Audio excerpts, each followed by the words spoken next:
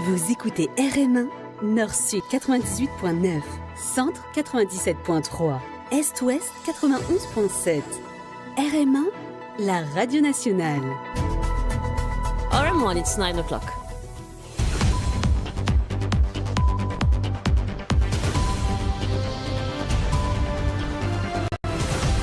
The news with Eris Stewart. Good morning, Eris. Good morning, Sophie. The headlines. Public sector salary reform enters new phase as employees face March deadline to opt in.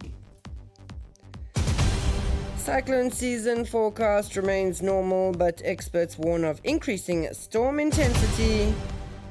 Beltrami Kemayu questioned over fatal domestic assault as investigations continue. Government steps up measures to secure Mahashivatri and Kavadi pilgrimages.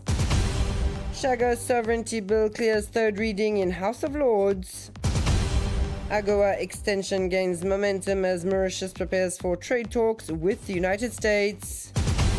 In world news, Earth records third hottest year on record as climate thresholds are crossed. And in sports news, National Sports Awards return with 39 nominees across 13 categories. With the public sector salary reform now confirmed, it applies across the entire civil service, parastatal bodies, local authorities, the Rodrigues Regional Assembly, as well as certain private secondary educational institutions. A key step now awaits affected employees a formal decision to opt into the new salary regime by signing a form before March 18. More details with Shaili Nyaban, read by Jenny Yalapa. Since January 1st, the recommendations of the Pay Research Bureau have come into force. The government has opted for two-phase implementation.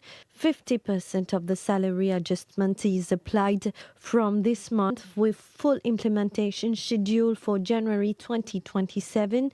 Civil servants who were in post as at December 31st, 2025 first received their annual increment before the salary conversion was applied. The POB also introduces a major requirement. Each employee must make a formal choice by signing a form before March 18, 2026. In the event of refusal, only 2026 salary compensation will be granted. Another sensitive measure is the abolition of all previous allowances except those explicitly provided in the POB report. Any exemption will now require approval from the Ministry of Public Service. According to the executive, the objective is clear: to restore purchasing power, correct salary distortions, and harmonize conditions of service in an economic context marked by 3.7% inflation in 2025. And moving to weather news, according to seasonal forecasts from the Vakwa Meteorological Station, between 11 and 13 weather systems are expected during the summer season in the Southwest Indian Ocean. So far, 4 systems have already reached a stage of development. While these figures remain within normal averages, experts warn of a worrying trend. Cyclones are becoming increasingly intense, a phenomenon directly linked to climate change. Warmer ocean temperatures also play a key decisive role in strengthening these systems. And in other news making headlines, Cameroonian national Beltrami Kemayu was questioned by the Major Crime Investigation Team in connection with the fatal assault of his partner Sivani Saminaden. In the presence of his lawyer Nawaz Doki, he admitted to having struck his 29-year-old spouse. Although the motive behind the argument has not yet been addressed, his interrogation will continue this week. The accused was also examined by a psychiatrist earlier and is suspected of assaulting a tourist and threatening a minor with a knife. As a reminder, the lifeless body of Sivani Saminaden, who was active in social work, was found in the house the couple rented in Petit Rafray, while their 6-month-old baby was discovered in a barrel. The autopsy concluded that she died from strangulation. The government is implementing several measures to ensure that the Thaipusam, Kavadi and Mahashivatri pilgrimages take place under optimal conditions. Cleaning operations, lighting, medical facilities and security arrangements have been reinforced. Prime Minister Dr. Nariam Ghulam stressed the importance of respecting authorized dimensions for structures such as kanwars, as well as maintaining discipline among pilgrims. And on to Chagos, the bill enabling Mauritius to exercise sovereignty over the Chagos archipelago has been adopted at third reading in the House of Lords. The Diego Garcia military base and British Indian Ocean Territory Bill was passed with amendments and referred back to the House of Commons. The lower chamber will now examine the 4 approved amendments before sending the text back to the upper house. This legislative back and forth will end once both chambers agree on the final version of the bill. More on this with Ashrina Apadu. The Diego Garcia military base and British Indian Ocean Territory Bill was on the agenda for its third reading in the House of Lords on Monday. The Minister of State at the Foreign Office, Baroness Chapman, emphasised that this treaty safeguards the Diego Garcia military base. This was followed by a motion of regret from Lord Callanan of the Conservative Party. It concerned the issue that the agreement between the United Kingdom and Mauritius does not guarantee the long-term future of the Diego Garcia military base. This motion was put to a vote and was adopted by a majority of 201 votes to 169. For the Attorney General, this motion was primarily a political signal from the opposition, the disapproval of the Conservative Party to the bill. There are differences in opinions. This motion was passed with less than a 40-vote margin, he added. The bill passed the House of Lords with amendments. It was voted and sent back to the House of Commons for consideration of the proposed amendments. And in other news, a positive development for the industrial and SME sector. The US Congress has introduced legislation to extend the African Growth and Opportunity Act, also known as AGOA, until 2028. The bill was approved by a majority and now awaits validation by the US Senate. According to the Minister of Foreign Affairs, Dhananjay Raful, all signs are encouraging. He added that Mauritius is already preparing negotiations for a bilateral trade agreement to preserve its access to the US market. More information in this report. A positive development has emerged for the industrial and SME sector following the expiry of the African Growth and Opportunity Act AGOA in September 2025.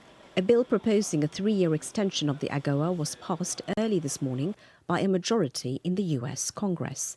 Dhananjay Ramphal, Minister of Foreign Affairs, said the bill was voted by a large majority. It will be debated before the Senate.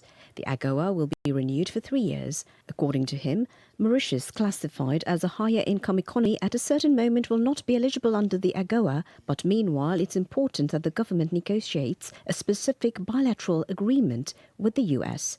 And this is being done at the level of the Ministry of Foreign Affairs. For MEXA, which comprises some 125 members, this outcome is a real relief, as the expiry of the AGOA in September 2025 has had a significant impact on exports to the United States. This extension of AGOA, according to Minister Adil Amir Mia, will enable local enterprises which are heavily dependent on this preferential access to consolidate their markets. The minister said that, without the AGOA, all exports from Mauritius to the US had custom duties.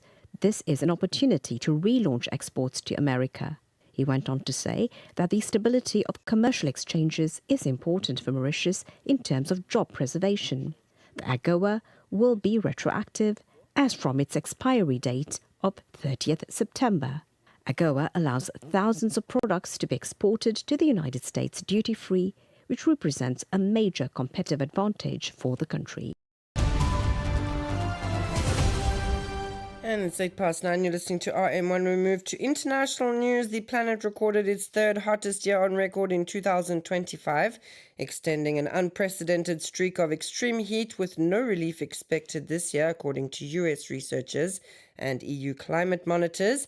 The past 11 years have now been the warmest ever recorded, with 2024 ranking first and 2023 second, according to the EU's Copernicus Climate Change Service and Berkeley Earth. For the first time, global temperatures exceeded 1.5 degrees Celsius above pre-industrial levels on average over the past 3 years. The 2015 Paris Agreement commits countries to limiting global warming to well below 2 degrees Celsius and pursuing efforts to cap it at 1.5 degrees to avoid the worst impacts of climate change.